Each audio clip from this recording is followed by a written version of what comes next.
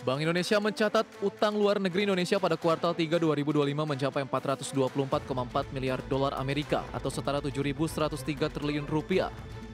Angka tersebut turun 1,8% dari kuartal 2 2025 yang sebesar 432,3 miliar dolar Amerika.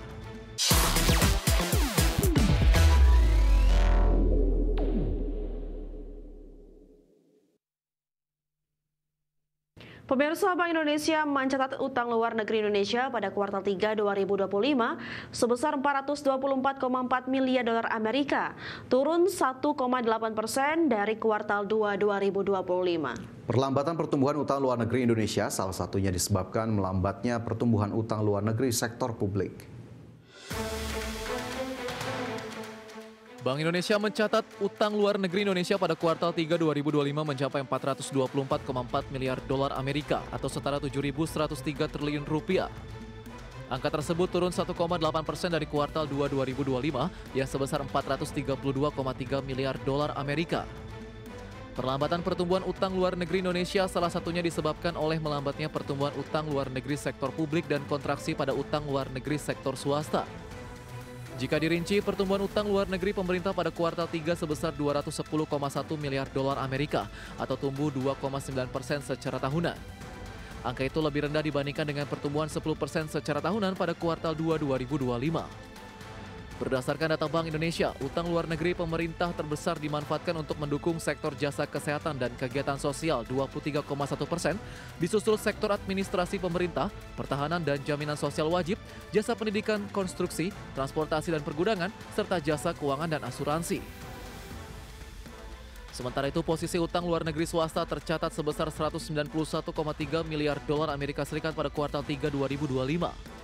Nilainya lebih rendah dibandingkan dengan posisi kuartal 2 2025 yang mencapai 193,9 miliar dolar Amerika Serikat. Secara tahunan, utang luar negeri swasta melanjutkan kontraksi pertumbuhan dari kontraksi pada kuartal sebelumnya sebesar 0,2% secara tahunan menjadi sebesar 1,9% secara tahunan. Perkembangan tersebut dipengaruhi oleh utang luar negeri lembaga keuangan yang terkontraksi sebesar 3,0% secara tahunan. Dan perusahaan bukan lembaga keuangan yang terkontraksi sebesar 1,7% secara tahunan.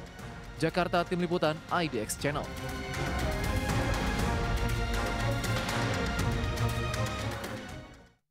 Pemerintah melalui Kementerian Keuangan telah menambah penempatan dana ke sejumlah perbankan senilai 76 triliun rupiah sejak 10 November 2025. Dengan adanya tambahan penempatan dana tersebut, total dana mengendap pemerintah yang telah ditempatkan ke perbankan mencapai 276 triliun rupiah.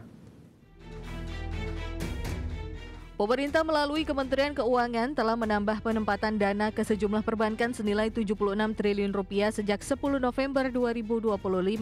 Secara rinci, Bank Mandiri mendapatkan jatah 25 triliun rupiah dari penambahan dana tersebut. Sementara Bank BRI sebesar 25 triliun rupiah, BNI 25 triliun rupiah, dan yang terbaru Bank DKI mendapatkan jatah sebesar 1 triliun rupiah. Dengan adanya tambahan penempatan dana tersebut, total dana mengendap pemerintah dari Bank Indonesia yang telah ditempatkan ke perbankan mencapai 276 triliun rupiah. Dalam rapat dengar pendapat dengan Komisi 11 DPR RI, Direktur Jenderal Strategi Ekonomi dan Fiskal Kementerian Keuangan Febrio Nathan Kajaribu menyebut penempatan dana tersebut mampu menciptakan pertumbuhan ekonomi dalam jangka pendek. Dari tanggal 12 September kemarin, kas pemerintah dari Bank Indonesia kita pindahkan ke perbankan sebesar 200 triliun. Nanti kita tunjukkan sudah seberapa digunakan 200 triliun ini, dan ini nanti menciptakan pertumbuhan ekonomi yang kita harapkan dalam jangka pendek bisa cukup signifikan. Kementerian Keuangan mencatat realisasi dari penyerapan penempatan dana sebesar 200 triliun oleh Bank Himbara telah mencapai 167,7 triliun rupiah per 22 Oktober 2025 atau setara 85% dari total dana ditempatkan. Jakarta, Tim Liputan, IDX Channel.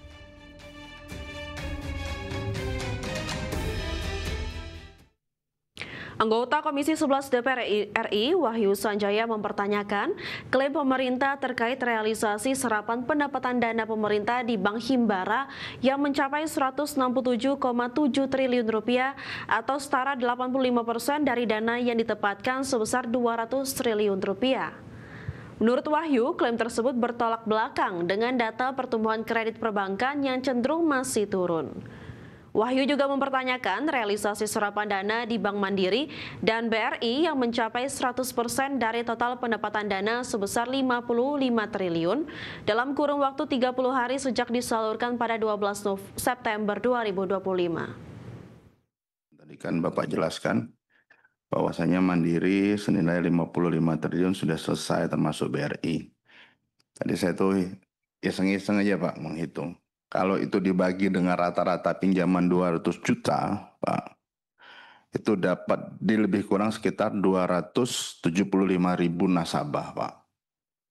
Kalau 275.000 nasabah itu dibagi 35 hari, anggaplah begitu Pak Purbaya mengatakan bantuan 200 triliun itu disahkan besok langsung diberikan, maka setiap hari perbankan itu salah satu di antara dua itu, misalnya BRI lah ya.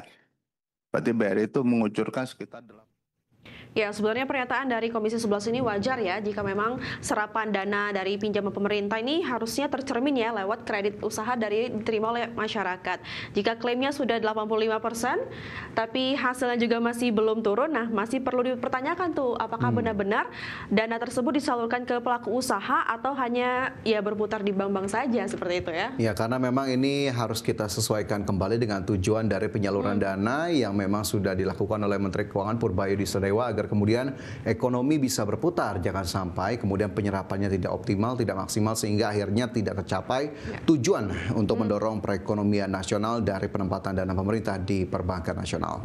Baik, kita ke informasi berikutnya. Pemirsa, Kementerian UMKM bersama Kementerian Perdagangan memastikan terus membatasi persoalan masuknya produk pakaian impor ilegal. Hal ini guna menjaga daya saing UMKM dalam negeri.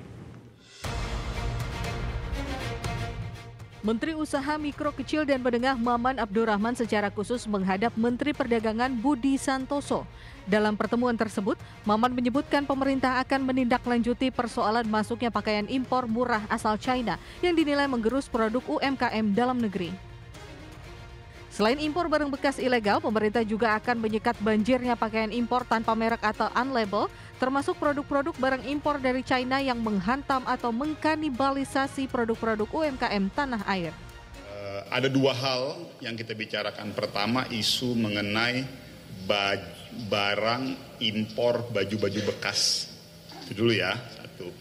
Yang secara aturan itu memang dilarang. Artinya secara aturan memang dilarang dan sudah ada arahan dari Pak Presiden juga bahwa untuk juga memikirkan pada saat barang ini ditutup impornya, betul-betul di barang-barang ilegal ini ditutup, ini gimana caranya pengusaha-pengusaha ataupun pedagang-pedagang ini juga bisa tetap berlanjut. Sementara itu, Menteri Perdagangan Budi Santoso menegaskan langkah ini selaras dengan arahan Presiden Prabowo Subianto untuk mendorong peningkatan industri produk tekstil dalam negeri. Pemerintah terus melakukan koordinasi dengan seluruh pedagang baju bekas impor untuk mendorong substitusi produk lokal. Peningkatan daya saing UMKM kita Pak ya. Kita terus berkoordinasi dan kita juga punya beberapa program yang mungkin nanti bisa saling kolaborasi ya. Jadi misalnya saya sampaikan ke Pak Menteri, tadi kita ada UMKM bisa ekspor, jadi kami minta support dari Pak Menteri bagaimana supaya UMKM kita bisa ekspor. Yang kedua adalah mungkin dari sisi kebijakan, ya dari perspektif masing-masing kementerian, kita terus kebijakan kita yang selalu mendukung UMKM kita. Pemerintah sendiri menyiapkan 1.300 pengusaha lokal agar bekerja sama dengan pengusaha atau penjual barang bekas. Kementerian Perdagangan dan Kementerian UMKM sepakat untuk terus mendorong daya saing UMKM nasional, khususnya peningkatan ekspor produk UMKM. Dari Jakarta, Ade Firmansyah, IDX Channel.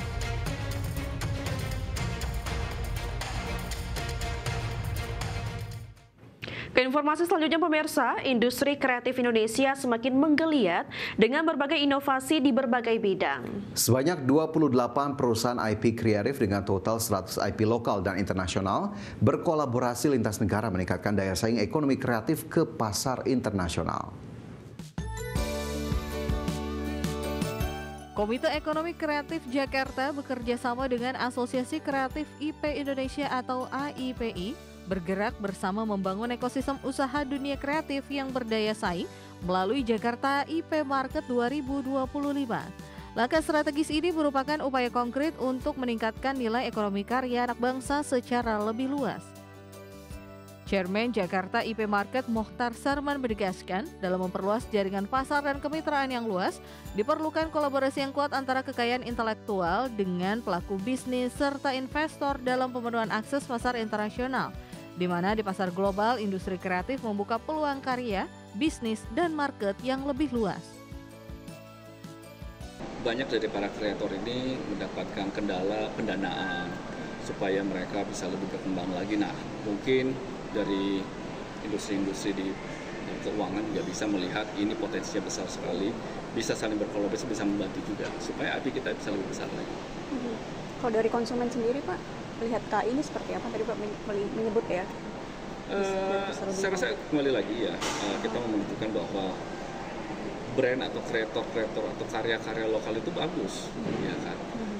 Dan kita harus menjadi tuan rumah sendiri supaya karya-karya kita bisa menuju pasar luar juga kan suatu hari. Nah, JPM ini menjadi peluang bagi IP kreator dan pelaku usaha untuk saling berkolaborasi sekaligus memperkuat komersialisasi karya secara berkelanjutan. Diikuti oleh 28 eksebitor dengan 100 IP baik dari dalam maupun luar negeri. Ini menunjukkan bahwa optimis kuat terhadap kualitas IP lokal sudah semakin artinya semakin eksistensinya semakin diakui gitu loh. Di sisi lain, perluasan akses pasar juga harus diiringi dengan kolaborasi lintas negara yang dapat membuka peningkatan daya saing ekonomi kreatif lebih produktif dan bernilai tinggi. Jakarta, Tim Liputan IDX Channel.